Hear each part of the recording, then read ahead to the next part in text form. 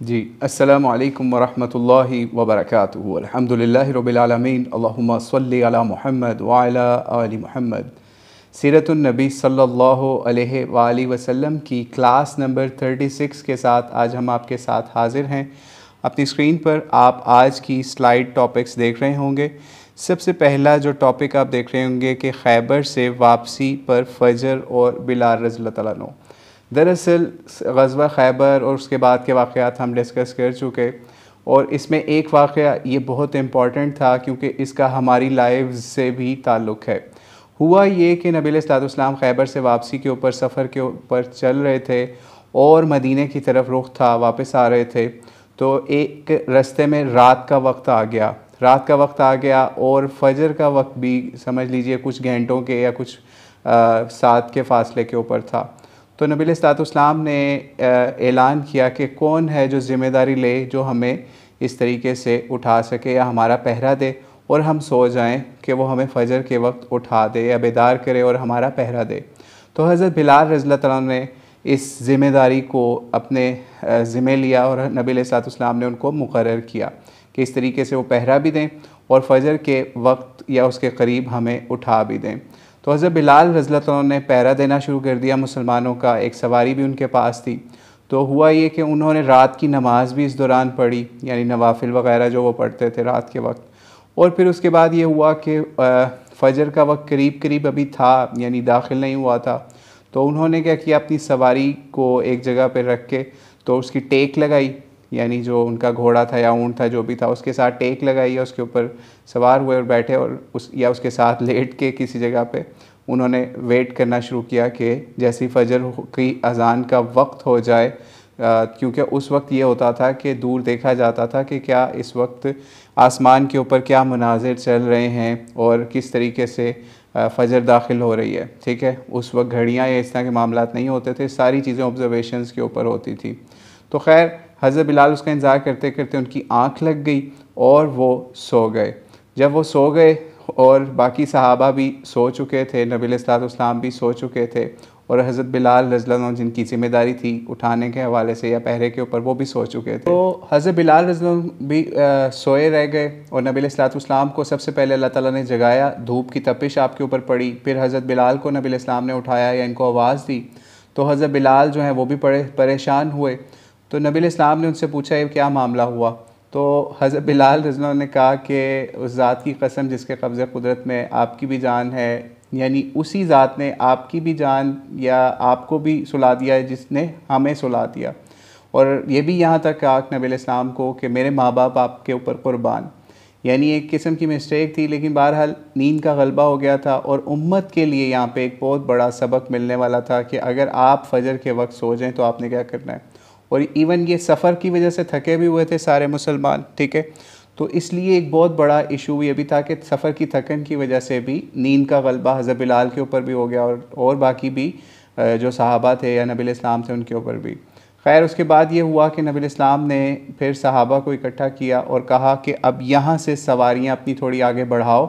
और फिर उसके बाद जो है फिर नबी अलैहिस्सलाम ने हज़रत बिलाल को से वज़ू करवाया, ये किया ख़ुद भी। और फिर इसी तरीके से वज़ू करने के बाद हज़रत बिलाल को कहा कि आप इक़ामत वगैरह कहो और नमाज का एहतमाम किया गया। और बल्कि यहाँ पर एक और भी चीज़ सामने आई कि फ़जर की जो 2 सुन्नतें हैं या 2 रकअतें हैं जो फ़र्ज़ों से पहले पढ़ी जाती हैं, वो भी इस सफ़र के अंदर अदा की गई या इस नमाज से पहले अदा की गई हैं, फ़जर से पहले।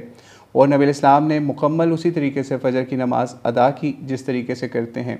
और फिर उसके बाद नबी अलैहिस्सलाम ने जब नमाज मुकम्मल कर ली तो उसके बाद नबी अलैहिस्सलाम ने फिर एक छोटा सा खुतबा या छोटा सा समझ लीजिए बयान भी वहाँ पे किया कि नबी अलैहिस्सलाम ने फरमाया कि जो शख्स नमाज को भूल जाए या जिसकी नमाज इस तरीके से रह जाए तो फिर उसको चाहिए कि वो इसको अदा कर ले जैसे ही उसको याद आ जाए। ठीक है, इससे ये भी पता चला कि अगर आप सोए रह जाएं, ठीक है, फ़जर की नमाज में या किसी और नमाज के अंदर किसी वजह से, ठीक है, तो आपको जैसे ही जाग आ जाए, यानी जैसे ही आप उठ जाएं, आप सबसे पहला काम फ़जर की नमाज अदा करें या जो भी नमाज आपकी रह गई है वो भी आप अदा करें। और इवन आप सफ़र के अंदर भी हों या ट्रैवलिंग के अंदर हों, तो उसमें भी इससे आपको ये चीज़ पता चलनी चाहिए कि फ़जर की नमाज के साथ वो 2 रकतें जो हैं वो बहुत उनकी इम्पोर्टेंस होती है। कोशिश करें वो फ़जर की 2 रकतें जो सुनते हैं वो भी लाजमी अदा करें, क्योंकि नबी अलैहिस्सलाम ने भी इस सफ़र के अंदर रवायात के मुताबिक ये नमाज अदा की जो फ़जर की 2 सुन्नतें थी। ठीक है, सही मुस्लिम 1560, अबू दाऊद 444 और निसाई 625 के अंदर भी इस वाक़े का तज़किरा मिल जाता है जो हमने आपको बताया खैबर से वापसी के ऊपर 7 हिजरी के अंदर मदीने की तरफ वापसी के सफ़र के अंदर ये मामला हुआ। और इसमें एक और चीज़ भी हमें समझने वाली है सीरत के इस पहलू से कि नबी अलैहिस्सलाम को कितना ज़्यादा ख़्याल था कि उन्होंने एहतमाम किया कि हज़रत बिलाल रज़ियल्लाहु की ड्यूटी लगाई बाकायदा स्पेशल।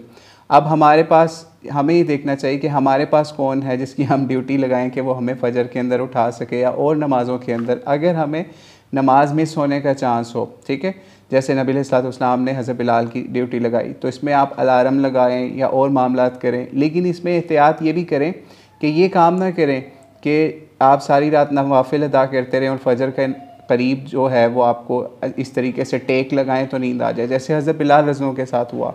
लेकिन उम्मत की आसानी के लिए अल्लाह ताला ने एक ये मामला समझ लीजिए हज़रत बिलाल के ऊपर तारी किया कि उनके साथ ये नमाज वाला मामला हुआ। लेकिन इससे हमें ये समझना है कि ये चीज़ ज़रूरत है कि आप बेशक जितनी मर्ज़ी रात को नवाफिल अदा करें या तहज्जुद की नमाज़ अदा करें, लेकिन कोशिश ये करें कि फ़जर के करीब जाके ना तो आप अगर टेक लगा के या लेट के अगर सो जाएंगे तो आपका दोबारा उठना बहुत मुश्किल हो जाएगा। ठीक है, जिस तरह हज़रत बिलाल रज़ियल्लाहु के साथ हुआ। तो इसलिए हमें इससे आज ये समझना है कि अगर हमारी नमाज रह जाए, फ़ौरी हमें जैसे ही उठ जाएं फ़ौरी वो नमाज अदा करें। लेकिन हमारे यहाँ ये क्या होता है कि अगर किसी की फ़जर की नमाज़ या कोई और नमाज रह जाती है तो वो ये सोचता रहता है कि मैं अगली नमाज के साथ पढ़ लूँगा या मैं थोड़ी देर से पढ़ लूँगा या मैं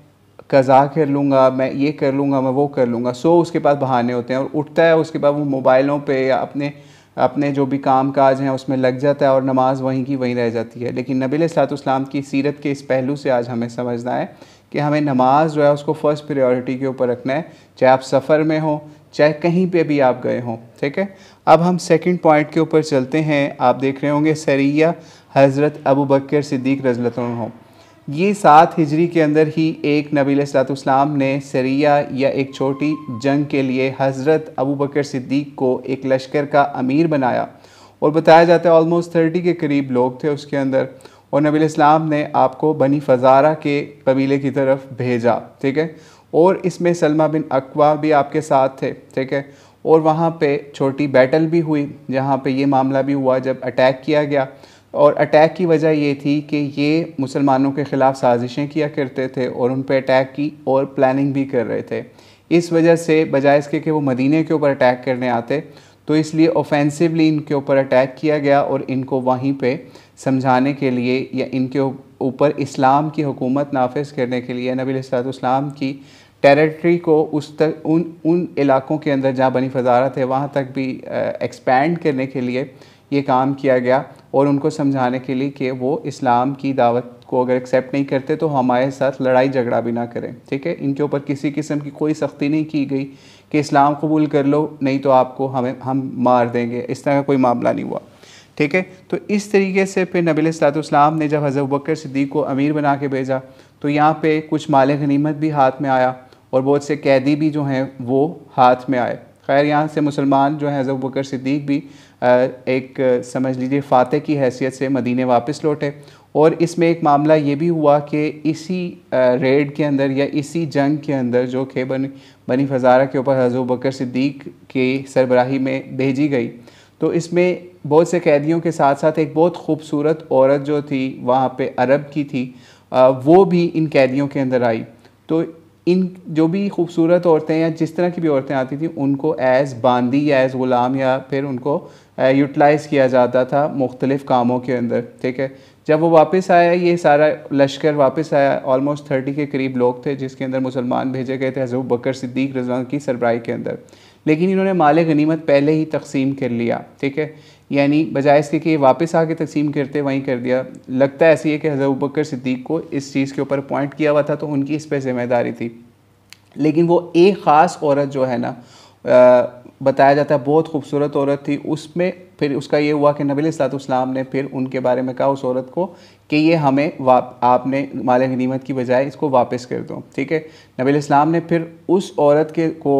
एज़ कैदियों के एक्सचेंज के लिए यूज़ किया इस तरीके से कि उस औरत को मक्के वाली साइड पे भिजवाया, क्योंकि मक्के में मुसलमानों के कुछ कैदी जो हैं वहाँ पे उनको फ़िदिया दे के छुड़वाने की ज़रूरत थी, ठीक है। वो मुसलमान कुछ कैद किए हुए थे मक्के वालों ने कि अगर आप इनका हमें रैंसम दें या पैसे दें या इनके बदले एक्सचेंज करें कुछ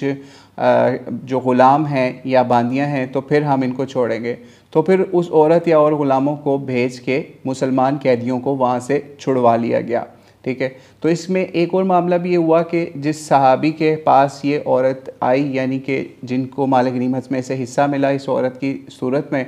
वो ये समझ रहे थे कि नबी इस्लाम ने अपने ले लिया, लेकिन जब नबी इस्लाम ने इस तरह से कैदियों के एक्सचेंज के अंदर उस औरत को यूज़ किया, ठीक है, कि उधर कैदी दे के औरत और उधर से मुसलमान छुड़वाए,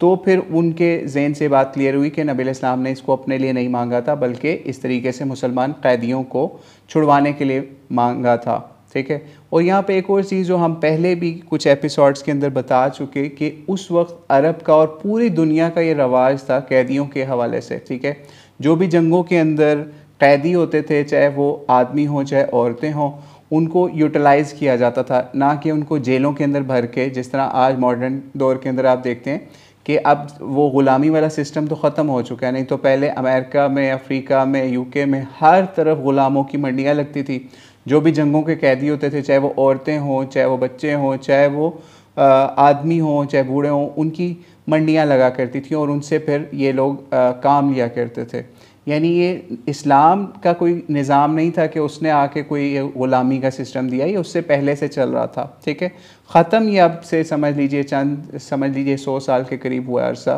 कि ये ख़त्म हुआ, नहीं तो पहले भी ये चलता रहा जब ये ग़ुलामी का सिस्टम चलता रहा। लेकिन बहरहाल फिर ये इस वजह से, लेकिन नबी इस्लाम ने, ये आपका एजाज़ था, ये आपका ख़ास काम था कि आपने ग़ुलामों को और ये बांदियाँ या लोंडियाँ जिनको हमारी लोग अक्सर कहते हैं, तो इन बांदियों को और ग़ुलामों को हकूक़ दिए ख़ास कि आपने जो ख़ुद खाना है वो अपने ग़ुलाम को खिलाना है, जब ख़ुद पहनना है वो अपने ग़ुलाम को पहनाना है, ठीक है। यानी ये बहुत एक्सट्रीम लेवल का ऑर्डर था उस वक्त के अरब माशरे के अंदर। यानी वो लोग जो ग़ुलाम और बांदियों को कत्ल कर देते और उनको पूछने वाला कोई नहीं होता था। और हज़रत बिलाल के वाक़यात तो आपको पता ही है कि उन पे और दीगर सहाबा के ऊपर कैसे जुल्म होते थे जब वो लोग ग़ुलाम हुआ करते थे।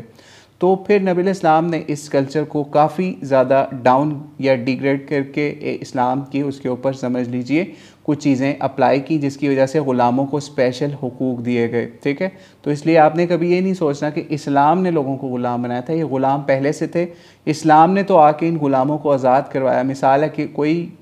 कभी किसी चीज़ के ऊपर कुफ़ारे के तौर पे ग़ुलाम आज़ाद किया जाता था, कभी किसी के साथ कोई प्रॉब्लम हो जाता है और ग़ुलामों को किसी न किसी, समझ लीजिए कुछ लोग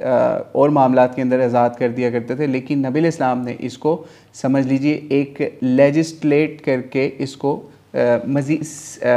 सीधा करके दिखाया उम्मत मुस्लिमा को कि आपने ग़ुलामों को अपने भाइयों की तरह ट्रीट करना है, जो कि इससे पहले नहीं था। और अगर आप 100-150 साल पीछे भी चले जाएं तो उस वक्त भी ये नहीं था कि ग़ुलामों को फिर भी मार भी दिया जाता था, तो उनका कोई पुरसान हाल नहीं होता था, उनकी कोई दियत या कोई और उनका मामला नहीं होता था। लेकिन नबी इस्लाम ने फिर इन चीज़ों को काफ़ी हद तक अरब माशरे के अंदर इसको चेंज करके दिखाया। अब हम इससे नेक्स्ट स्टेप पे चलते हैं।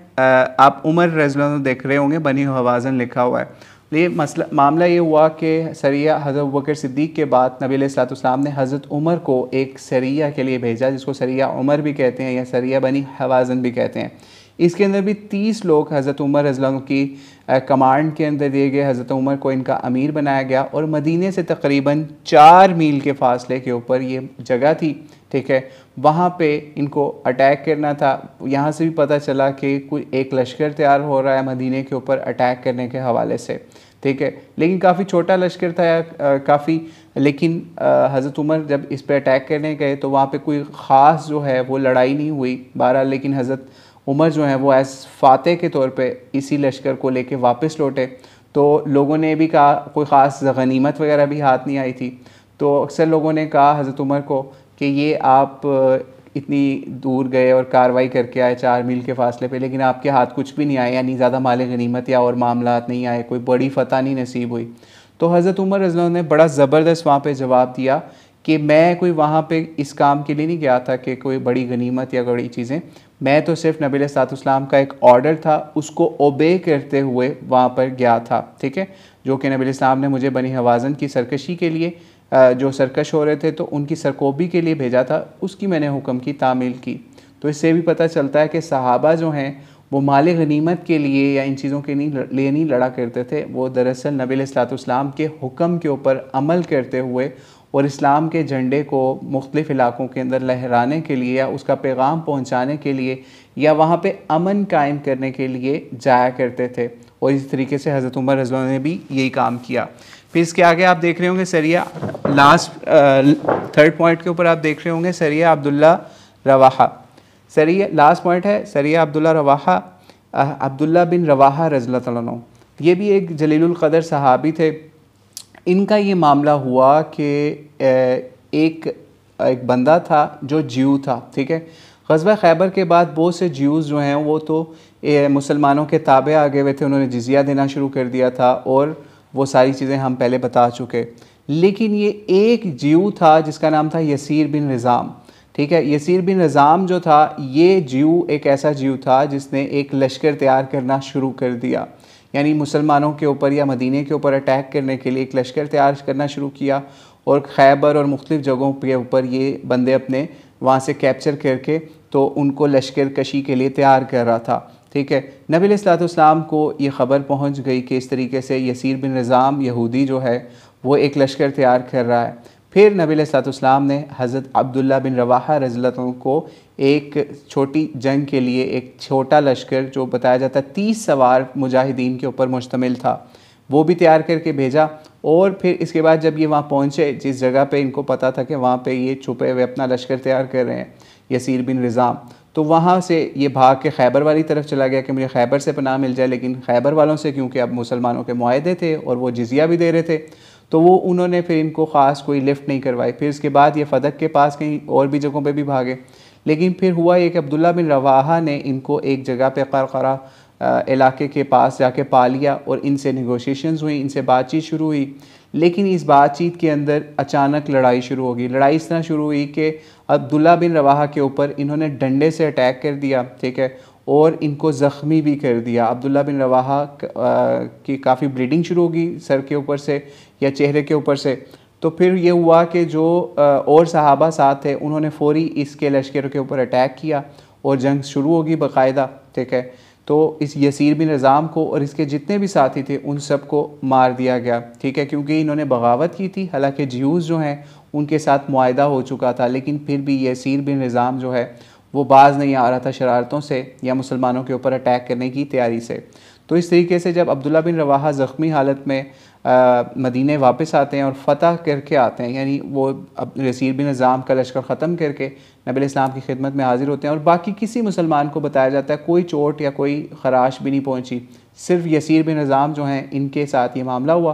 कि ये ज़ख्मी हो गए, इनके चेहरे के ऊपर से काफ़ी सख्त ज़ख़म आया। तो नबी इस्लाम के पास जब ये आए तो यहाँ पे एक बहुत बड़ा मौजज़ा ये भी हुआ जो हम पहले भी कई जंगों के अंदर देख चुके हैं। नबी इस्लाम का ये मौजज़ा कि अक्सर सहाबा के कोई प्रॉब्लम होता था तो नबी इस्लाम अपना लाब जो है, यानी जिसको हम उर्दू के अंदर थूक कहते हैं, ठीक है, तो ये नबी इस्लाम ने अपनी ज़ुबान से लाब निकाल के तो ये अपने इनके चेहरे के ऊपर लगाया, अब्दुल्ला बिन रवाहा के जहाँ पे ज़ख़म आया था बहुत सख्त। तो अल्लाह ताला से दुआ भी की इनके हवाले से, अब्दुल्ला बिन रवाहा से, तो अल्लाह ताला ने उनको ऐसी ज़बरदस्त शिफा दी कि अब्दुल्ला बिन रवाहा के बारे में मशहूर है कि उसके बाद कभी भी उनको उस ज़ख़म के अंदर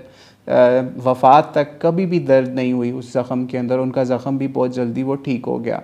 तो इससे भी पता चलता है कि अल्लाह ताला ने नबी अलैहिस्सलाम के लाब के अंदर भी और बॉडी के अंदर कुछ ऐसी स्पेशल मौज़ाती पावर्स रखी हुई थी कि आपने पहले खैबर के मौके पे भी देखा कि हज़रत अली रज़ियल्लाहु अन्हु के आँखों के अंदर प्रॉब्लम था, ठीक है, तो उनकी नबी अलैहिस्सलाम ने लाब लगाई तो उससे आप सही हो गए। लेकिन आप आज आपको पता होगा आजकल आई फ़ीवर के नाम से इस तरह की बीमारी चली हुई है जिसे आशूब चशम भी लोग कहते हैं।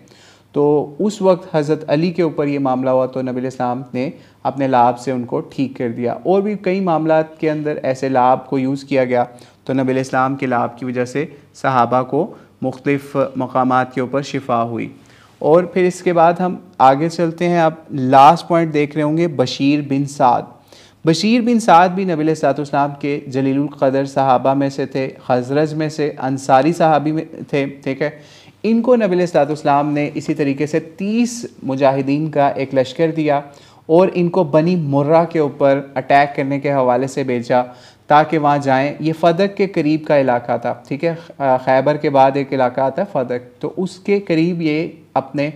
कबीले को बनी मुर्रा वाले मुसलमानों के ख़िलाफ़ अटैक के लिए तैयारी कर रहे थे, ठीक है। तो नबी इस्लाम ने बनी मुर्रा की सरकोबी के लिए इनकी सरकशी के ऊपर एक लश्कर भेजा जिसका अमीर बनाया बशीर बिन साद रज़ियल्लाहु अन्हु को, ठीक है। ये जब वहाँ गए तो बहुत बहादुरी से लड़े, ठीक है, बहुत बहादुरी से लड़े और ये बहुत बहादुर सहाबा में से शुमार हुआ करते, इनका शुमार होता था, ठीक है।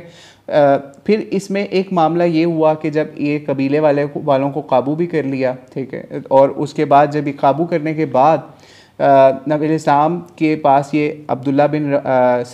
बशीर बिन साद जो हैं इस ग़ज़वे से या इस जंग या सरिया से वापस आते हैं मदीने। लेकिन जब ये वापस आ रहे होते हैं तो उस दौरान नबी इस्लाम को दोबारा से ख़बर मिलती है कि बनु मुर्रा और इसके आसपास के जुहैनिया कबीला या और मामला वहाँ पे उन्होंने मिल के मज़ीद दोबारा ख़राब कर दिया है। फिर नबी इस्लाम ने मज़ीद सहाबा को पीछे रुखसत किया जिसके अंदर उसामा बिन ज़ैद रज़ियल्लाहु अन्हु भी थे। ये बहुत यंग सहाबी थे, ठीक है, और ज़ैद बिन हारसा रज़ियल्लाहु अन्हु के बेटे भी थे, ठीक है। ज़ैद बिन हारसा वही सहाबी जो नबी इस्लाम ने जिनको अपना मुँह बोला बेटा भी किसी टाइम पे बनाया हुआ था, ठीक है। तो इनको जब नबी इस्लाम ने भेजा,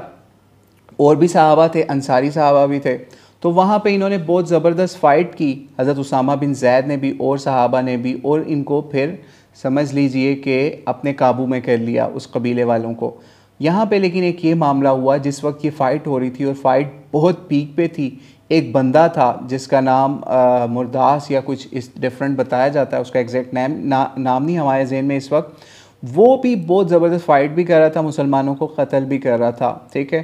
तो जब कत्ल कर रहा था तो ये इन्होंने उसामा बिन ज़ैद ने क्या किया, और एक और अंसारी सहाबी भी वहाँ पे थे, कि जब उस बंदे ने क्या किया, जब उसको नज़र आ गया ना हाँ मैं घेरे में आ गया हूँ या मुझे अब कत्ल कर देंगे, तो अंसारी सहाबी के सामने उसने ला इलाहा इल्लल्लाह पढ़ दिया, ठीक है, कलमा पढ़ लिया ला इलाहा इल्लल्लाह, ठीक है। तो उसके ऊपर वो अंसारी सहाबी तो पीछे हो गया, लेकिन एक बर्छा या एक जंग का हथियार था हज़रत उसामा बिन ज़ैद के ऊपर, उन्होंने उसकी कोई बात नहीं सुनी और फौरी अटैक करके उसका कत्ल कर दिया। अब वो ला इलाहा इल्लल्लाह पढ़ रहा था लेकिन इसको कत्ल कर दिया, और लगा इनको यही कि जैसे उसने डर के पढ़ा है। जब ये सारा मामला क्लियर हो गया, जंग भी ख़त्म हो गई और नबी इस्लाम के ये उसामा बिन ज़ैद के वहाँ पहुँचते पहुँचते ये ख़बर भी पहुँच गई। आप खुद सोचिए नबी इस्लाम की इंटेलिजेंस कितनी ज़बरदस्त थी कि सहाबा नबी इस्लाम को जंग का सारा नक्शा, जंग का सारा हाल, अगर नबी इस्लाम शरीक नहीं है या उस मुकाम पे नहीं है तो उसकी ख़बर सहाबा पहुँचा दिया करते थे। जब ये वापस जाते हैं मदीने, नबी इस्लाम की खिदमत में हाज़िर होते हैं तो नबी इस्लाम उनसे सारा मामला पूछते हैं कि उसामा ये तुमने क्या किया है, तो कि इस तरीके से एक बंदे ने कलमा पढ़ा यानी ला इलाहा इल्लल्लाह, यानी अहादीस के अंदर सिर्फ ला इलाहा इल्लल्लाह ही आता है कि उन्होंने सिर्फ इतना ही कहा कि मैं अल्लाह पे ईमान ले आया, आगे मोहम्मद रसूलुल्लाह या बाकी चीज़ों का जिक्र नहीं आता, ठीक है। तो जब उसने ये पढ़ लिया कलमा तो तुमने उसको क्यों कत्ल कर दिया? तो उसामा बिन ज़ैद रज़ियल्लाहु अन्हु ने अपनी सफाई के अंदर कहा कि मुझे लगा कि उसने कलमा दिल से नहीं पढ़ा या फिर उसने डर के या कत्ल होने के डर से ये पढ़ लिया है। तो नबी इस्लाम बहुत ज़्यादा रंजीदा हुए और नबी इस्लाम बार बार ला इलाहा इल्लल्लाह दोहराते जा रहे थे और उसामा से कह रहे थे क्या किया तुमने, बहुत ज़्यादा अफसरदा थे। क्योंकि देखें नबी इस्लाम की कोई भी जंग हो वो इसलिए नहीं होती थी कि बंदे मारने हैं सिर्फ, ठीक है, बल्कि ये होती थी कि अल्लाह ताला का निज़ाम जो है ना वो गालिब करना है किसी भी सूरत में, ठीक है। यानी अगर किसी ने ज़ुबान से सिर्फ इकरार कर लिया है तो हम उसके कलमे का एहतराम करेंगे। जब ये मामला हुआ तो नबी इस्लाम ने फिर यहाँ तक अहादीस के अंदर मिल जाता है कि नबी इस्लाम ने उसामा बिन ज़ैद जो बहुत लाडले साहबी थे नबी इस्लाम के, उनको कहा उसामा क्या तुमने उसका दिल चीर के देखा था कि उसने दिल से पढ़ा या फिर तुम अपनी जान बचाने के लिए, क्या फिर कहीं रवायतों में यहाँ तक आता है कि तुम उसका दिल ही चीर लेते फिर कि देख लेते कि उसने दिल से पढ़ा था कलमा। तो उसामा बिन ज़ैद जो हैं इतना उस वक्त पशेमान नादान हुए, उसके ऊपर उनको अफसरदा हुए और कहते हैं कि मेरा दिल ये करता था कि काश मैं इसी दिन इस्लाम मैंने कबूल किया होता, ठीक है, यानी काश मैंने इसी दिन इस्लाम कबूल किया होता जिस दिन मेरे से ये इस तरह से गलती से बंदा मर गया, ठीक है, यानी क्योंकि इस्लाम कबूल करने का मतलब है कि आपके पिछले गुनाह माफ़ हो जाते हैं। लेकिन बहरहाल उसामा बिन ज़ैद जैसा सहाबी, इतना जलीलुल क़दर सहाबी कि उनसे ऐसा मामला सरजद हो जाए और नबी इस्लाम उनको भी इस तरीके से क्लीन चिट ना दें, बल्कि उनका मामला अल्लाह ताला के ऊपर छोड़ दें कि अल्लाह ताला इनके मामले के ऊपर अब कुछ जो भी फरमाए। तो ये उसामा बिन ज़ैद इतने लाडले सहाबी थे नबी इस्लाम के, हज़रत ज़ैद बिन हारसा के भी बेटे, और नबी इस्लाम के साथ भी इनका बहुत ज़्यादा प्यार था। बहुत सी अहादीस के अंदर इनकी जो है फ़जीलतें भी बयान हुई, यानी यहाँ तक कि एक मिशकात की एक रवायत है 616 नंबर के बीबी आयशा रज़ियल्लाहु अन्हा के सामने नबी इस्लाम जो है वो इनकी नाक साफ़ कर रहे थे। बच्चे थे उस वक्त, छोटे बच्चे थे, ठीक है, ये समझ लीजिए मदीना हिजरत करने से चंद साल पहले ही पैदा हुए थे, ठीक है। तो नबी इस्लाम इनकी नाक साफ़ कर रहे थे। मिशकात 616 के अंदर ये वाक़या आता है कि नाक साफ़ कर रहे थे जिस तरह हम बच्चों की करते हैं। तो हज़रत आयशा रज़ियल्लाहु अन्हा ने कहा नबी इस्लाम से कि आप मुझे इजाज़त दें, मैं साफ़ कर देती हूँ, आप कर रहे हैं जो। तो नबी इस्लाम ने कहा आयशा इससे यानी उसामा से मोहब्बत किया करो, ठीक है, यानी नबी इस्लाम ने इनके साथ मोहब्बत करने की, इनसे प्यार करने की भी तलकीन फरमाई। और भी बहुत सारी रवायतों के अंदर हज़रत उसामा से ख़ास मोहब्बत नबी इस्लाम ने मोहब्बत का इजहार भी फरमाया। इवन एक रवायत तो मिशकात के अंदर और कुतब के अंदर ऐसी भी आ जाती है जिसको अक्सर उलमा ने हसन और कुछ ने ज़ईफ़ भी कहा है कि हज़रत अली रज़ियल्लाहु से भी ज़्यादा एक मरतबा नबी इस्लाम ने हज़रत उसामा बिन ज़ैद से मोहब्बत का या प्यार का इजहार फरमाया। और बल्कि जब हम नबी इस्लाम की लाइफ के आखिर में जा रहे होंगे, यानी जो नबी इस्लाम की मदीने में लास्ट ईयर्स होंगे या नबी इस्लाम की वफ़ात के वक्त का, तो उस वक्त भी नबी इस्लाम ने एक बहुत बड़ी मुहिम के ऊपर हज़रत उसामा बिन ज़ैद को ही मुकर्रर किया था। हालांकि बहुत यंग सहाबी थे और बाद में नबी इस्लाम की वफ़ात के बाद भी लोगों ने एतराज़ किया कि इतने यंग को भेज रहे हैं, किसी तजर्बाकार को भेजें। लेकिन हज़रत अबू बकर सिद्दीक़ ने उस वक्त भी इन्हीं के ऊपर फोकस किया कि हमने इन्हीं के ऊपर जो है रिलाई करना है, क्योंकि नबी इस्लाम ने इनके साथ इतना ज़बरदस्त उनका ताल्लुक़ भी था और नबी इस्लाम ने इनको ही अपॉइंट किया था उस लश्कर का अमीर। तो बहरहाल वो तो आगे वाली एक साथ के अंदर जब हम आखिर में सीरत के पार्ट्स में जाएंगे तो वो बयान करेंगे उसका भी। लेकिन बहरहाल नबी इस्लाम ने अपनी लाइफ के अंदर ये चीज़ वाज़ह कर दी मुसलमानों को कि आपने कलमा गो के ऊपर कभी भी हथियार नहीं उठाने। आपके सामने आज का माहौल है, इससे हमारे लिए लर्निंग क्या है? हमारे लिए बहुत बड़ी लर्निंग ये है कि कोई भी कलमा गो मुसलमान हो जो ला इलाहा इल्लल्लाह मुहम्मद रसूलुल्लाह पढ़ ले, ठीक है, उसके हमें ज़ाहिरी कलमे का एहतराम करना है, उसके ऊपर कोई फतवा नहीं लगाना, हमें उसको मुनाफिक नहीं कहना कि दिल से मुनाफिक है या इसके दिल के अंदर निफाक है या कोई ऐसा मामला। क्योंकि नबी इस्लाम ने जब हज़रत उसामा के बारे में ये मामला कर दिया तो उससे हमें आज सीरत के इस पहलू से सीखने की बहुत ज़्यादा ज़रूरत है कि हम आपस में जो भी कलमा गो भाई हैं उन सब को मुसलमान समझें, उनके साथ मिल के रहें, उनके साथ मिल के हर चीज़ यानी इस्लाम के शार जो हैं या जो भी इस्लामी रसूमात हैं या मामलात हैं, निकाह, शादी, ब्याह और उसके अलावा वफ़ात, ये सब चीज़ें उनके साथ मिल के करें। इसके अंदर भी कोई मामला ऐसा ना करें। हालांकि हमने कई ऐसे दीनदार लोगों को देखा, वो अक्सर लोगों के निकाह में शामिल नहीं होते कि यार इसका फ़लाँ जमात से ताल्लुक़ है,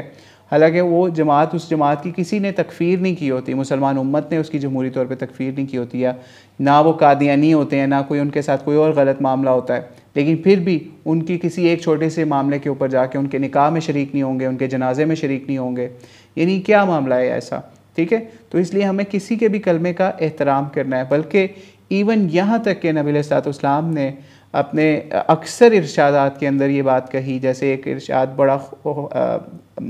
अलार्मिंग है कि मेरे बाद जो है ना नबी इस्लाम ने फरमाया, ठीक है, अबू दाऊद के अंदर भी ये रवायत है, बुखारी के अंदर भी रवायत मिल जाती है ये कि फरमाया कि मेरे बाद काफिर ना बन जाना कि एक दूसरे की गर्दनें मारते फिरो या मारने लग जाओ। यानी यहाँ तक फरमाया क्योंकि नबी इस्लाम को पता था मुसलमानों ने मेरे बाद लड़ना है, आपस में एक दूसरे की गर्दनें काटनी है, तो इसको इस लेवल तक फरमाया कि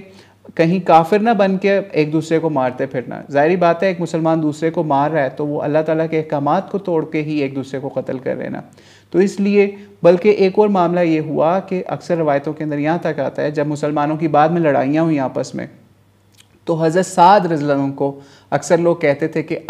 मुसलमानों का ये मामला हो रहा है तो हमें लड़ना है, ठीक है, हज़रत अली का साथ देना है, फ़लाँ सहाबी का साथ देना है। तो वो कहते थे कि जब तक उसामा बिन ज़ैद नहीं ना जाएगा तो मैं नहीं जाऊँगा, ठीक है। क्यों? और ये उसामा बिन ज़ैद भी नबी इस्लाम के बाद भी जितने मुसलमानों की आपस में लड़ाइयाँ हुई उसमें कभी शरीक नहीं होते थे, क्योंकि वो यही कहते थे कि मेरे साथ एक मामला हो गया था तो मैंने अल्लाह को आज तक उसके ऊपर अल्लाह से माफ़ी मांगता हूँ। तो अगर मेरे से उसके नबी इस्लाम के बाद ऐसा मामला हो गया उस वाक़े के बाद, तो अब मैं फिर अल्लाह को क्या जवाब दूँगा बाद में, या नबी इस्लाम को क्या मुँह दिखाऊँगा बाद में।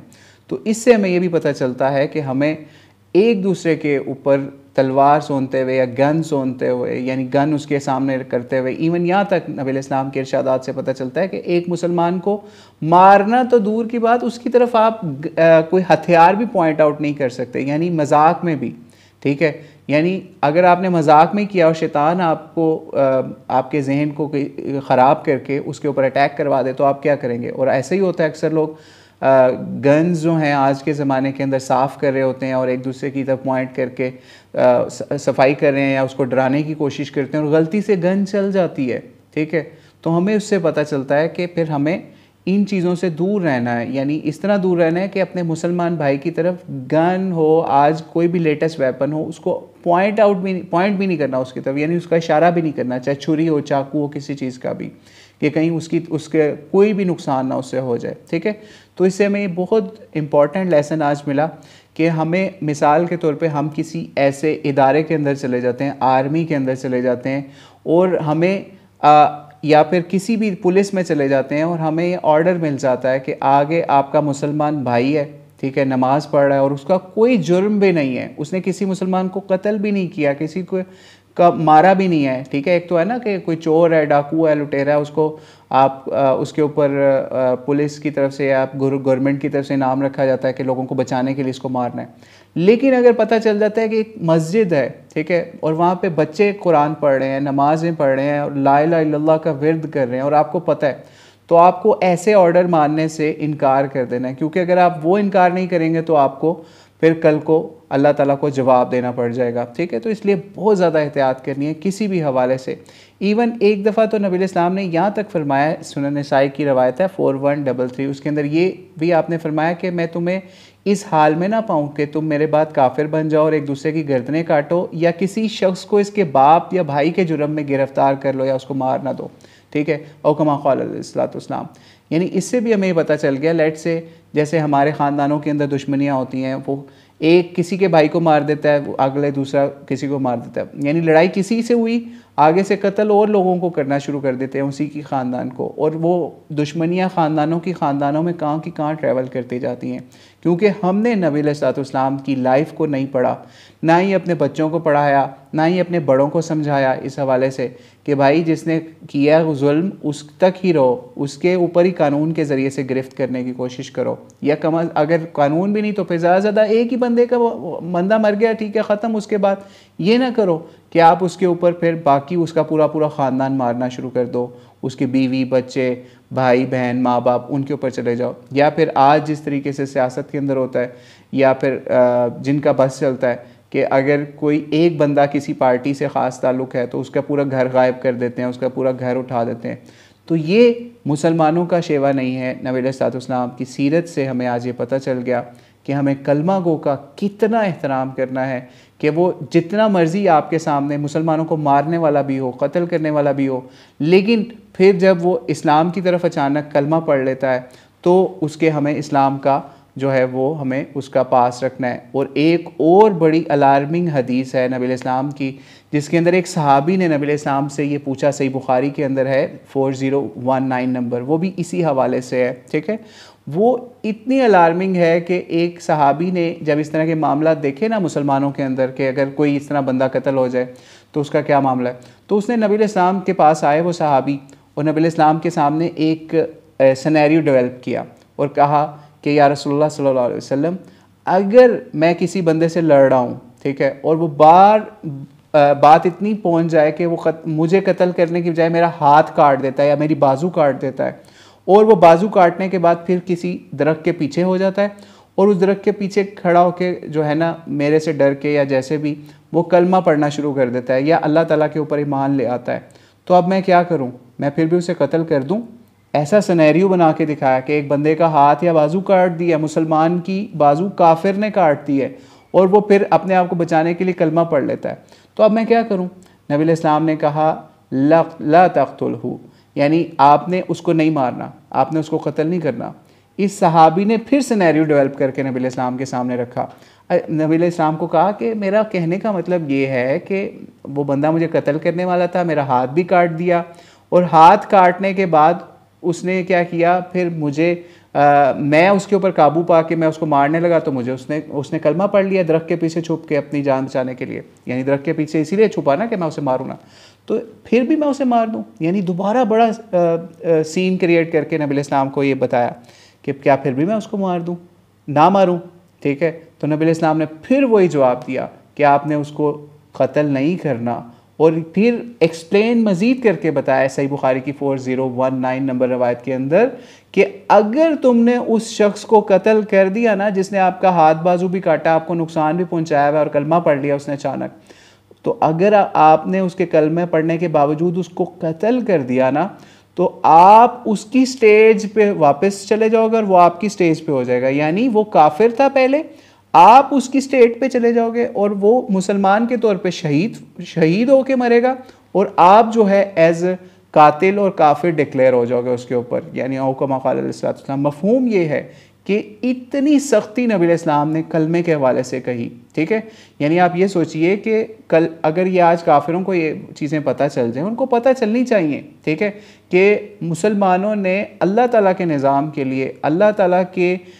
ऊपर ईमान के लिए इस लेवल तक स्टैंडर्ड रख दिए कि अगर कोई बंदा आपको सिर्फ अपनी जान बचाने के लिए भी कलमा आपके सामने पढ़ देता है ना, तो हम उसके कलमे का पास करेंगे। और ऐसे कई केसेस आज की डेवलप्ड वर्ल्ड के अंदर आए कि किसी काफिर ने ये सोचा कि मैं मुसलमान बन के फेक यानी ड्रामा करके मुसलमान बन के मैं जो है मुसलमानों से रिहाई पा लेता हूँ या कोई मामला कर लेता हूँ और बाद में मैं फिर इस्लाम छोड़ दूँगा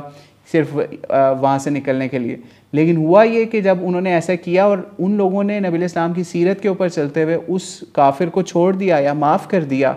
तो वो उस काफिर के ऊपर इतना असर पड़ा कि वो असल में मुसलमान हो गया उसके बाद। जैसे एक वाक़या हम आज के हवाले से भी बता के, कुछ सालों पहले का वाक़या, 10-15 साल पहले का ऑलमोस्ट, कि एक जर्नलिस्ट थी ब्रिटिश, इवॉन रेडली उसका नाम था, इवॉन रेडली। तो वो ब्रिटिश जर्नलिस्ट थी, तो अफ़गानिस्तान के अंदर जो है वो काम कर रही थी। तो वहाँ पे उनको वहाँ के जो भी फ़ाइटर्स थे उन्होंने पकड़ लिया, लेकिन फ़ाइटर्स के साथ उसने ब्लफ़ ये किया उस वक्त, सो कॉल्ड ब्लफ़, जो अपनी स्टोरी सुनाई वो यही कि आप मुझे छोड़ दो, मैं इस्लाम कबूल करती हूँ और मैं कुरान भी पढ़ूँगी उसके बाद। तो उन्होंने उसके उस कलमे का पास रखते हुए या उसके इस्लाम का पास रखते हुए उसको छोड़ दिया इवॉन रेडली को। लेकिन जब वो वापस आई तो उसके दिल में ख्याल हुआ कि मैंने इनको तो धोखा दे के छूट गई हूँ, मैं अब कुरान पढ़ती हूँ, इस्लाम की स्टडी करती हूँ, इतने अच्छे लोग हैं कि अल्लाह के नाम पे मुझे छोड़ दिया इन्होंने। ठीक है, तो उसने फिर कुरान पढ़ा, इस्लाम को कबूल कर लिया और वो फर्स्ट लेडीज़ में से थी, या she was first lady, one of the first ladies जिसने डॉक्टर आफिया के लिए आवाज़ उठाई कि इस तरीके से उसके ऊपर अफ़गानिस्तान में जो जुल्म हुआ। यानी वो मुसलमान होने के बाद उसने फिर इस तरह के मामलात के अंदर भी मुसलमानों की सपोर्ट की। तो इसलिए अगर आज भी आप सीरतुन-नबी सल्लल्लाहु अलैहि वसल्लम से सिर्फ कलमे का पास सीख लेंगे और उन काफिरों के लिए जो अगर आपके लिए सामने सिर्फ दिखावे के लिए भी कलमा पढ़ के अपनी जान बचाना चाहते हैं, तो उससे भी आपको लॉन्ग टर्म में इंशाअल्लाह अल्लाह ताला बहुत ज़्यादा फ़ायदा देगा और बहुत से काफिर इस्लाम की दावत के ऊपर आएंगे कि जिनको पता चलेगा कि ये सिर्फ माले गनीमत के लिए लड़ते नहीं हैं, ये बल्कि अल्लाह ताला के निज़ाम के लिए, सिस्टम के लिए, इंसाफ के लिए, दुनिया में अमन के लिए ये नबी इस्लाम की जंगें थी, नबी इस्लाम के जितने भी मामलात थे। ठीक है, तो अल्लाह ताला से दुआ है कि नबी इस्लाम की सीरत और सुन्नत के ऊपर हमें चलने वाला, उससे सीख के समझ के आज की लाइफ को गुजारने वाला बनाए। वल्लाहु आलम बिस्सवाब। अस्सलामु अलैकुम वरहमतुल्लाहि वबरकातुहू।